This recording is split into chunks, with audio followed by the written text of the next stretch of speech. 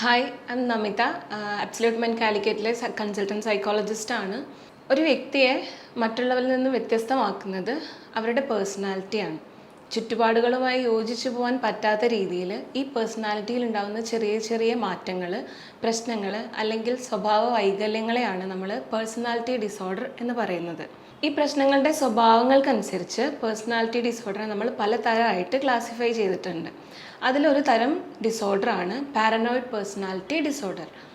എന്താണ് paranoid personality disorder എന്ന് അറിയാൻ വേണ്ടിയിട്ട് നമ്മുടെ ക്ലിനിക്കിൽ വന്നൊരു കേസ് നമുക്ക് എക്സാമ്പിളാക്കിയിട്ട് എടുക്കാം. 28 വയസ്സുള്ളൊരു യുവാവ്, അവിവാഹിതനാണ്, IT പ്രൊഫഷണലാണ്. ആളുടെ സഹോദരൻ്റെ കൂടെയാണ് വന്നത്. സഹോദരനാണ് അയാളെ കൊണ്ടുവന്നത്. സഹോദരൻ പറയുന്നത് എന്താണെന്ന് വെച്ചാൽ ഇയാൾ എവിടെയും ജോലിയിൽ സ്ഥിരമായിട്ട് കണ്ടിന്യൂ ചെയ്ത് പോകുന്നില്ല. എന്തെങ്കിലും കുറ്റങ്ങളും കുറവുകളും പരാതികളൊക്കെ ആയിട്ട് എപ്പോഴും ഓഫീസിൽ നിന്നൊക്കെ ഇറങ്ങിപ്പോരുകയാണ്. വീട്ടിലാണെങ്കിൽ തന്നെ എപ്പോഴും എന്തെങ്കിലുമൊക്കെ ആലോചിച്ച് ഒരുപാട് കാര്യങ്ങൾ ആലോചിച്ച് ഒറ്റയ്ക്കിരിക്കുന്ന ഒരു സ്വഭാവമാണ്. അധികം ഫ്രണ്ട്സും ഒന്നുമില്ല. നമ്മൾ തന്നെ എന്തെങ്കിലും ചോദിച്ചാൽ ഭയങ്കര ദേഷ്യത്തിലാണ് പെരുമാറുക എന്നൊക്കെയാണ്. ആളുടെ അടുത്ത് ചോദിച്ചപ്പം ആൾ പറയുന്നത് എനിക്ക് ഓഫീസിലേക്ക് പോകാൻ ഭയങ്കര പേടിയാണ്, സ്ട്രെസ്സാണ്. എന്താണെന്ന് വെച്ചാൽ എൻ്റെ സഹപ്രവർത്തകർ എനിക്കെതിരെ കൂട്ടം കൂടി ഗൂഢാലോചനകൾ നടത്തുന്നു. എനിക്ക് വളരെ ഡിഫിക്കൽട്ടായിട്ടുള്ള ജോബുകൾ തരുകയാണ് മനഃപൂർവ്വം. എനിക്ക് വേണ്ട ഓഫീസ് ഫയലുകളും ഞാൻ സൈൻ ചെയ്യേണ്ട ഫയലുകളൊക്കെ അവർ മനഃപൂർവ്വം പ്ലാൻ ചെയ്തെടുത്ത് മാറ്റുന്നു. അതുകൊണ്ട് തന്നെ എനിക്ക് ഓഫീസിൽ കണ്ടിന്യൂ ചെയ്യാൻ പറ്റുന്നില്ല. ഞാൻ ഏതൊരു ഓഫീസ് സെറ്റിങ്ങിൽ പോയാലും അവിടെയുള്ള എല്ലാവരും ഇങ്ങനെ തന്നെയാണ് എൻ്റെ അടുത്ത് പെരുമാറുന്നത് എന്നൊക്കെയാണ്. അതുകൊണ്ട് തന്നെ ഈ വ്യക്തി കഴിഞ്ഞ 4 വർഷത്തിനിടെ ഏകദേശം 6ഓളം കമ്പനികൾ മാറുകയുണ്ടായി.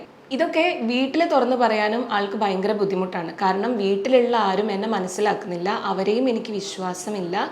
ഞാൻ എന്തെങ്കിലും പറഞ്ഞാൽ അവർ എന്നെയാണ് കുറ്റം പറയുന്നത് എന്നൊക്കെയാണ് ഇവരുടെ ഭാഗം. എന്താണ് നമുക്കിവിടെ കാണാൻ കഴിയുന്നത്?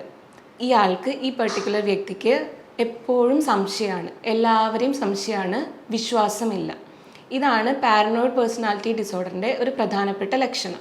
ഇത്തരം വ്യക്തികൾക്ക് എല്ലാവരോടും എല്ലാത്തിനോടും സംശയമായിരിക്കും. പുതുതായി ഒരാളെ കണ്ടാലോ ആളുടെ പെരുമാറ്റ രീതിയിലോ സംസാര രീതിയിലോ ബോഡി മൂവ്മെൻറ്റ്സിലോ ഫേഷ്യൽ എക്സ്പ്രഷൻസിലോ ഈവൻ വസ്ത്രധാരണ രീതിയിൽ വരെ ഇവർ സംശയത്തിൻ്റെ കണ്ണുകളോടുകൂടി മാത്രമേ നോക്കി കാണുകയുള്ളൂ.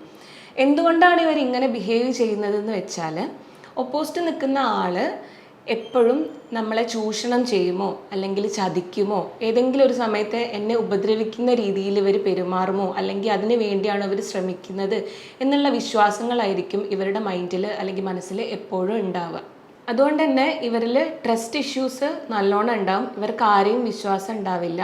ആരെങ്കിലും വിശ്വസിച്ച് സ്വന്തം കാര്യങ്ങളൊക്കെ പറഞ്ഞാൽ ഈ കാര്യങ്ങളൊക്കെ തനിക്കെതിരായി തന്നെ അവർ യൂസ് ചെയ്യുമോ എന്നുള്ള പേടി കൊണ്ടാണ് ഇവരാരുടെ അടുത്തും അടുത്ത് വിശ്വാസത്തോടെ ഇടപഴകാത്തത്. ഇത്തരം ആളുകൾക്ക് എപ്പോഴും ഒരു വെറുപ്പ് അല്ലെങ്കിൽ ദേഷ്യം, ശത്രുത ഉള്ളൊരു നേച്ചറാണ് എപ്പോഴും കണ്ടുവരാറ്. പെട്ടെന്ന് തന്നെ ദേഷ്യം വരും, ക്രിറ്റിസിസംസ് താങ്ങാൻ പറ്റില്ല. എന്തെങ്കിലും ഒരു കാര്യം തന്നെ വന്നാൽ അവർ അമിതമായിട്ട് പ്രകോപന രീതിയിൽ പെരുമാറും. എന്തുകൊണ്ടാണെന്ന് വെച്ചാൽ ഇവർക്ക് ആരെയും വിശ്വാസമില്ല. എപ്പോഴൊരു ശത്രുത അല്ലെങ്കിൽ വെറുപ്പുള്ളൊരു നേച്ചറായിട്ടാണ് നമുക്ക് ഇവരെ കാണാൻ പറ്റുക. പെട്ടെന്ന് തന്നെ എല്ലാ കാര്യങ്ങളോടും പ്രതികരിക്കുന്ന, പെട്ടെന്ന് തന്നെ ദേഷ്യപ്പെടുന്ന, അല്ലെങ്കിൽ മറ്റുള്ളവരുടെ ക്രിറ്റിസിസംസ് തീരെ താങ്ങാൻ പറ്റാത്ത രീതിയിലുള്ളൊരു നേച്ചറായിരിക്കും ഇവരെപ്പോഴും കാണിക്കുക. മറ്റുള്ളവർ തനിക്കെതിരെ എപ്പോഴും ഗൂഢാലോചനകൾ നടത്തുന്നു, എന്നെ ഉപദ്രവിക്കുന്നു എന്നെല്ലാം പറഞ്ഞ് എപ്പോഴും ഇവർ പോലീസ് സ്റ്റേഷനുകളിലോ ഓഫീസിലാണെങ്കിൽ ഹയർ ഒഫീഷ്യൽസിൻ്റെ അടുത്തോ പരാതികളുമായിട്ട് ഇവർ പോയിക്കൊണ്ടേയിരിക്കും. ഇത്തരം വ്യക്തികളിൽ കാണുന്ന മറ്റൊരു സ്വഭാവ സവിശേഷത എന്താണെന്ന് വെച്ചാൽ, മറ്റുള്ളവരുടെ സംസാരത്തിലോ അല്ലെങ്കിൽ പെരുമാറ്റ രീതിയിലോ ഒളിഞ്ഞിരിക്കുന്ന ഇല്ലാത്ത അർത്ഥങ്ങൾ കണ്ടുപിടിക്കാനുള്ളൊരു പ്രവണത ഇവരിൽ കൂടുതലായിരിക്കും. മറ്റുള്ളവർ സംസാരിക്കുമ്പോഴോ പെരുമാറുമ്പോഴോ ഈ ഒരു കാര്യം ശ്രദ്ധിച്ചിട്ട് പോലും ഉണ്ടാവില്ല, ചിലപ്പം വിചാരിച്ചിട്ട് പോലും ഉണ്ടാവില്ല. എന്നാലും ഇവർ ഇതിൽ നിന്നും എന്തെങ്കിലും ഒരു പെർട്ടിക്കുലർ വേർഡോ അല്ലെങ്കിൽ ഒരു ആക്ഷനോ കണ്ടുപിടിച്ച് അവരുടേതായ വ്യാഖ്യാനങ്ങൾ ഈ വാക്കിനോ അല്ലെങ്കിൽ പെരുമാറ്റത്തിനോ കൊടുക്കും. അതെനിക്കെതിരെയാണെന്ന് ഇവർ അടിയുറച്ച് വിശ്വസിക്കുകയും ചെയ്യും. ഇത്തരക്കാർ എല്ലാ കാര്യങ്ങളും നെഗറ്റീവായിട്ടേ കാണുള്ളൂ. ഒരു ശുഭാപ്തി വിശ്വാസത്തോടെ ഒരു കാര്യങ്ങളെയും ഇവർ സമീപിക്കില്ല. ഇത്തരത്തിലുള്ള ആളുകൾ വളരെ സംശയമുള്ള അസൂയുള്ള പങ്കാളികളായിരിക്കും. അതുകൊണ്ട് തന്നെ ഇവർക്കൊരു ക്ലോസ് റിലേഷൻഷിപ്പ് മെയിൻറ്റെയിൻ ചെയ്ത് കൊണ്ടുപോകാൻ അല്ലെങ്കിൽ നിലനിർത്തി കൊണ്ടുപോകാൻ ഭയങ്കര ബുദ്ധിമുട്ടായിരിക്കും. റിലേഷൻഷിപ്സ് എന്ന് പറയുന്നത് ഫ്രണ്ട്ഷിപ്പ് ആവാം, അല്ലെങ്കിൽ ദാമ്പത്യ ജീവിതം ആവാം. അവിടെ അവരുടെ ലവേഴ്സ് അല്ലെങ്കിൽ വൈഫ്, ഹസ്ബൻഡ് അവരൊക്കെ എപ്പോഴും ഏത് നിമിഷവും തന്നെ വഞ്ചിക്കും എന്നുള്ളൊരു വിശ്വാസത്തോടു കൂടിയാണ് ഇവർ പെരുമാറുക. അതുകൊണ്ട് തന്നെ അതങ്ങനെ അല്ല എന്ന് തെളിയിക്കാൻ വേണ്ടിയിട്ട് തെളിവുകൾക്കായിട്ട് ഇവരെപ്പോഴും പാർട്ട്നേഴ്സിനെ, പങ്കാളിനെ നിരീക്ഷിച്ചുകൊണ്ടേയിരിക്കും. അവർക്ക് വരുന്ന മെസ്സേജുകൾ, ഫോൺ കോൾസ്, അവരാരൊക്കെ പോയി മീറ്റ് ചെയ്യുന്നു, അവരുടെ വസ്ത്രധാരണ രീതിയിൽ, അവരുടെ സംസാരത്തിലൊക്കെ ഉള്ള ചെറിയ ചെറിയ മാറ്റങ്ങൾ പോലും ഇവർ ഏത് സമയവും നിരീക്ഷിച്ചുകൊണ്ടേ അല്ലെങ്കിൽ മോണിറ്റർ ചെയ്തുകൊണ്ടേയിരിക്കും.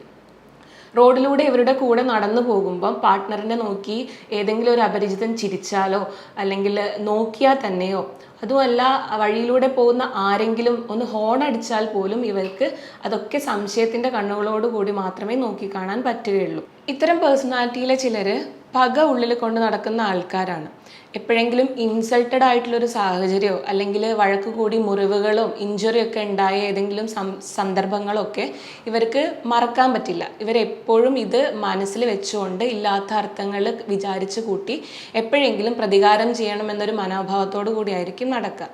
മാത്രമല്ല ഇവർക്ക് ഏത് സമയവും ഒരു അറ്റാക്ക് നമുക്ക് നേരെ ഉണ്ടാവും എന്നുള്ള ഒരു വിശ്വാസത്തോടു കൂടി അതിനു വേണ്ടിയിട്ടുള്ള തയ്യാറെടുപ്പുകൾ, അതായത് തിരിച്ചൊരു കൗണ്ടർ അറ്റാക്കിനുള്ള തയ്യാറെടുപ്പുകൾ വെൽ പ്രിപ്പയർഡായി പ്ലാൻഡ് ആയിട്ടായിരിക്കും ഇവരെപ്പോഴും നടക്കുക. ഇത്തരത്തിലുള്ള ഇവരുടെ പ്രവൃത്തികൾക്കെല്ലാം ഇവർക്ക് ഇവരുടേതായ ശക്തമായ ന്യായീകരണങ്ങൾ ഉണ്ടാവും. അത് അവർ അടിയുറച്ച് വിശ്വസിക്കുകയും ചെയ്യും. നമ്മൾ എത്രത്തോളം അത് മനസ്സിലാക്കാൻ വേണ്ടി ശ്രമിച്ചാലും അല്ലെങ്കിൽ തെളിവുകൾ തന്നെ കാണിച്ചു കൊടുത്താലും അവരത് വിശ്വസിക്കാൻ കൂട്ടാക്കില്ല. അവരുടെ ഈ വിശ്വാസം ഇളക്കുക എന്ന് പറയുന്നത് ഭയങ്കര ബുദ്ധിമുട്ടായിട്ടുള്ള കാര്യമാണ്. പുരുഷന്മാരിലാണ് സ്ത്രീകളെക്കാൾ ഈ അസുഖം കൂടുതലായിട്ട് കണ്ടുവരുന്നത്. മാത്രമല്ല സ്കിസോഫ്രീനിയ എന്ന മനോരോഗം ഉള്ള ആളുകളുടെ അടുത്ത ബന്ധുക്കൾക്ക് ഈ രോഗം വരാനുള്ള സാധ്യത കൂടുതലായിട്ട് കണ്ടുവരുന്നുണ്ട്. ഇതുപോലെയുള്ള മാനസിക ബുദ്ധിമുട്ടുകൾ നേരിടുന്ന ഒരാളാണ് നിങ്ങൾ എങ്കിൽ വർഷങ്ങളുടെ കൗൺസിലിംഗ് മേഖലയിലെ പരിചയവും കേരളത്തിൽ തന്നെ ഒന്നാമതായും നിൽക്കുന്ന സൈക്കോളജിസ്റ്റുകളുടെ സേവനം അബ്സല്യൂട്ട് മൈൻഡ് നിങ്ങൾക്ക് വേണ്ടി ഒരുക്കുന്നു. മലപ്പുറം, കോഴിക്കോട്, കണ്ണൂർ തുടങ്ങിയ ഓഫ്ലൈൻ കൗൺസിലിംഗ് സെന്ററുകളിലെത്തി സൈക്കോളജിസ്റ്റുകളെ നേരിട്ട് ലഭ്യമാക്കുന്നതിനും ഓൺലൈൻ ബുക്കിങ്ങിനും നിങ്ങളുടെ ബുദ്ധിമുട്ടുകളെ കുറിച്ച് മനസ്സിലാക്കുന്നതിനും കൂടാതെ സംശയങ്ങൾ പരിഹരിക്കാനും താഴെ കാണുന്ന നമ്പറിൽ ഇപ്പോൾ തന്നെ ഞങ്ങളെ നിങ്ങൾക്ക് ബന്ധപ്പെടാം.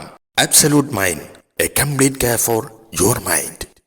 പൊതുവെ പാരനോയിഡ് പേഴ്സണാലിറ്റി ഡിസോർഡർ ഉള്ള ആളുകൾ സ്വമേധയാ ചികിത്സയ്ക്കായിട്ട് വരുന്നത് വളരെ റെയർ ആയിട്ടുള്ള കാര്യമാണ്.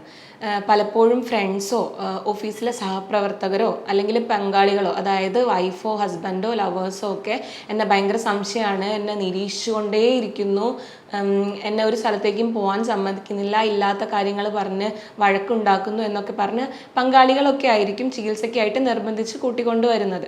ഇനി വന്നാൽ തന്നെ കൂടെ വന്ന ആളും ഡോക്ടേഴ്സും തെറാപ്പിസ്റ്റും എല്ലാം കൂടെ പ്ലാൻ ചെയ്ത് തന്നെ കുടുക്കിയതാണ് എന്നുള്ളൊരു നിലപാടിലായിരിക്കും അവർ ക്ലിനിക്കിലേക്കൊക്കെ വരിക. നമ്മൾ ട്രീറ്റ്മെൻറ്റ് ഓപ്ഷനായിട്ട് എപ്പോഴും ഇൻഡിവിജ്വൽ സൈക്കോതെറാപ്പിയാണ് പ്രിഫർ ചെയ്യുക. കാരണം ഗ്രൂപ്പ് സൈക്കോതെറാപ്പികളിൽ ഇവർ കോപ്പറേറ്റീവായി സഹകരിച്ച് നിൽക്കുന്ന ഒരു മനോഭാവം കാണിക്കാറില്ല. പൊതുവെ പേഴ്സണാലിറ്റി ഡിസോർഡറിൻ്റെ തെറാപ്പീസ് എല്ലാം കുറച്ച് ലോങ് ആയിട്ടുള്ള പ്രോസസ്സാണ്. എന്തുകൊണ്ടാണെന്ന് വെച്ചാൽ ചെറുപ്പം തൊട്ടേ ഉണ്ടായി വന്നിട്ടുള്ള ഈ സ്വഭാവങ്ങളും വിശ്വാസങ്ങളും ഒക്കെ പതിയെ മാറ്റിയെടുക്കുക എന്ന് പറയുന്നത് കുറച്ച് ഡിഫിക്കൽട്ടായിട്ടുള്ള ഒരു കാര്യമാണ്. അതുകൊണ്ട് തന്നെ വലിയൊരു മാറ്റം പെട്ടെന്ന് എക്സ്പെക്റ്റ് ചെയ്യാതെ ക്ഷമയോടെ തെറാപ്പി സെഷൻസ് കണ്ടിന്യൂ ചെയ്ത് കൊണ്ടുപോവുകയാണ് വേണ്ടത്. സോ നിങ്ങളുടെ ചുറ്റുപാടിലും ഇത്തരത്തിലുള്ള പ്രശ്നങ്ങൾ ഫേസ് ചെയ്യുന്ന ആരെങ്കിലും ഉള്ളതായിട്ട് നിങ്ങൾക്ക് ഫീൽ ചെയ്യുകയാണെങ്കിൽ എത്രയും പെട്ടെന്ന് തന്നെ ഒരു മെൻ്റൽ ഹെൽത്ത് പ്രൊഫഷണലിൻ്റെ ഹെൽപ്പ് തേടേണ്ടതാണ്. അടുത്തൊരു ദിവസം മറ്റൊരു ടോപ്പിക്കുമായിട്ട് നിങ്ങളെ വീണ്ടും കാണാം. നന്ദി.